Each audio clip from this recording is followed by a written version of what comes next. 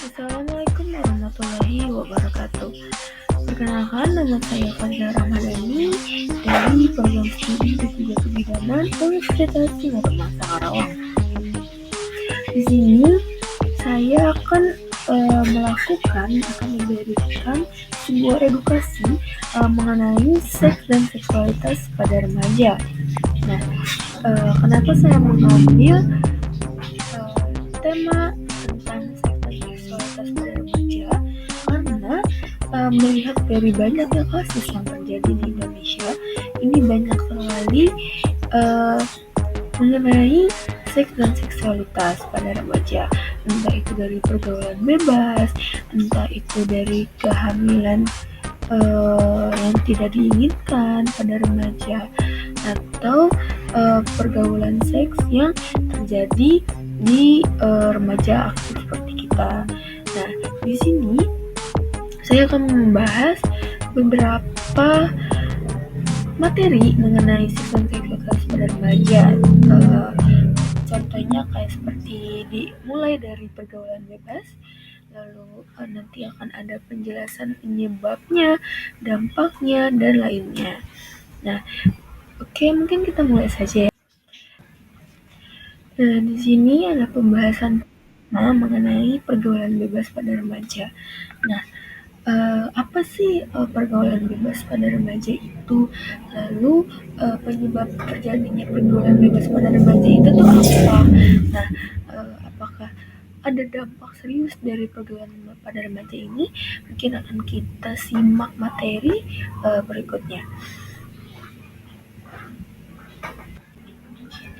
Nah, di sini ada definisi atau pengertian dari pergaulan bebas. Apa sih itu pergaulan bebas? Nah, di sini pergaulan bebas itu adalah salah satu bentuk perilaku yang menyimpang. Nah, pergaulan bebas ini sebenarnya bisa dikategorikan dengan beberapa hal, tetapi pergaulan bebas ini tidak akan jauh dan tidak akan luput dari yang namanya seks bebas. Nah, seks bebas itu tuh apa sih? Nah, seks bebas itu merupakan hubungan yang dilakukan oleh laki-laki dan perempuan tanpa adanya ikatan perkawinan. Nah, biasanya ini terjadi pada remaja-remaja yang di umurnya masih ingin bereksplorasi di banyak hal.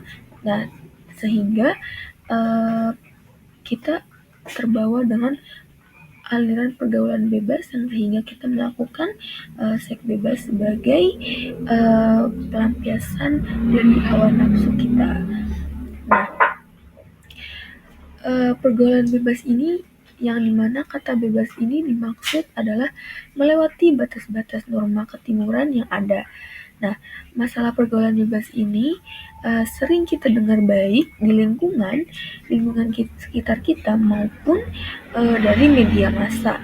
Nah, seperti sosmed, seperti yang ada di TV berita atau di radio atau di berita-berita artikel yang ada di sosial media seperti Instagram lah atau TikTok lah atau Twitter atau bahkan di Google pun artikel-artikel di Google pun pasti ada yang namanya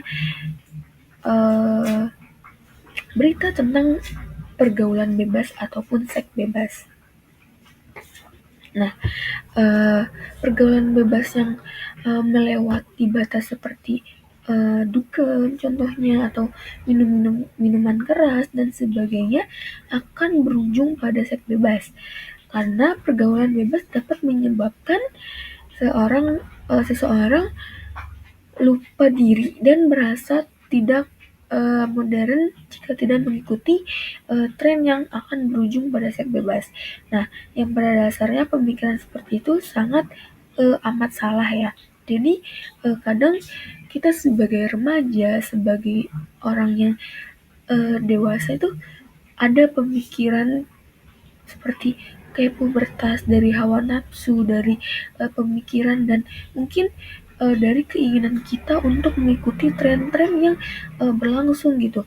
Karena kan memang zaman sekarang ini banyak banget ya tren yang mungkin menurut saya pribadi pun itu tren yang eh, kurang mengedukasi kita gitu. Jadi kita terbawa pergaulan bebas sehingga pergaulan bebas ini menjerumuskan kita kepada hal seks bebas dengan banyak orang.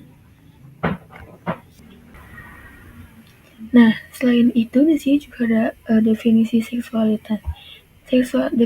Definisi seksualitas ini menurut dari dimensi psikologis erat kaitannya dengan bagaimana menjalankan fungsi sebagai makhluk seksual. Identitas peran atau jenis dari dimensi sosial dilihat pada bagaimana seksualitas muncul dalam hubungan antara manusia. Jadi, bagaimana pengaruh lingkungan dalam membentuk pandangan seksualitas yang akhirnya membentuk perilaku seks bebas. Nah, seksualitas juga adalah suatu aspek inti manusia sepanjang hidupnya dan meliputi seks, identitas, dan peran gender. Eh, Anotasi seksual, erotisme atau kenikmatan, kemesraan, dan reproduksi. Seksualitas dialami dan diungkapkan dalam pikiran, hayalan, gairah, kepercayaan, sikap, perilaku, perbuatan, dan peran. Nah, di sini seksualitas itu bisa dibilang dengan ungkapan kata perasaan atau kata cinta yang diungkapkan langsung dengan bahasa tubuh. Jadi tubuh kita memberikan rangsangan kepada diri kita sendiri em, dengan hawa nafsu yang melibatkan kita kepada seksualitas. Jadi ketika kita uh, itu sudah ingin ada merasakan, oh saya ingin merasakan seksualitas nih, jadi mungkin kita akan melakukan hal tersebut hanya untuk mengungkapkan sebuah rasa yang ada yang kita rasakan seperti kayak eh, kayak gairah atau pikiran atau perilaku perbuatan dan peran yang kita akan jalani gitu. Nah, selanjutnya di sini ada dampak hubungan seks pada remaja. Jadi kita di sini akan menggali dampak dampak apa saja eh, hubungan seksualitas pada remaja. Jadi ketika remaja mungkin eh, mempunyai organ reproduksi yang lagi berkembang dengan baik, lagi berfungsi dengan baik.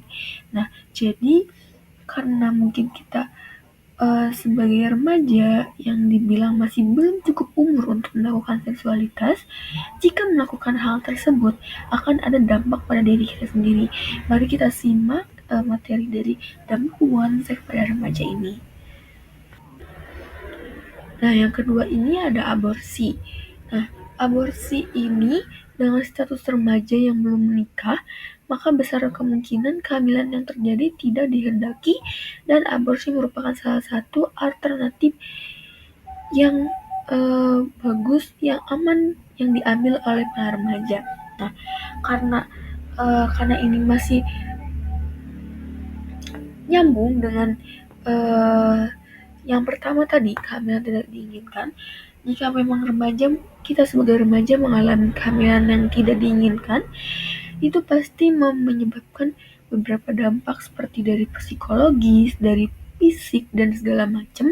Dan itu tuh bisa menimbulkan sebuah pemikiran yang kita belum siap secara mental, kita belum siap secara pemikiran, kita belum siap secara finansial, ekonomi, dan lain sebagainya. Jadi dengan kita yang sudah melakukan seksualitas di bawah umur saat remaja, itu ketika kita mengalami kehamilan tidak diinginkan ini pasti dengan banyaknya sesuatu yang kita pikirkan ketika kita mengalami hal tersebut, yang seperti tadi yang saya sebutkan tadi, seperti em, belum siap mental, fisik, fisiologis, psikologis, dan segala macam, itu kita mungkin akan menimbulkan pemikiran, oh aborsi gitu. Jadi remaja biasanya selalu mengambil opsi aborsi jika memang dalam artian bahasa kasarnya kita tuh kebobolan gitu. Jadi dari kehamilan tidak diinginkan ini, jalan alternatif terbaiknya itu ya melakukan aborsi, menggugurkan janin yang berkembang pada rahim kita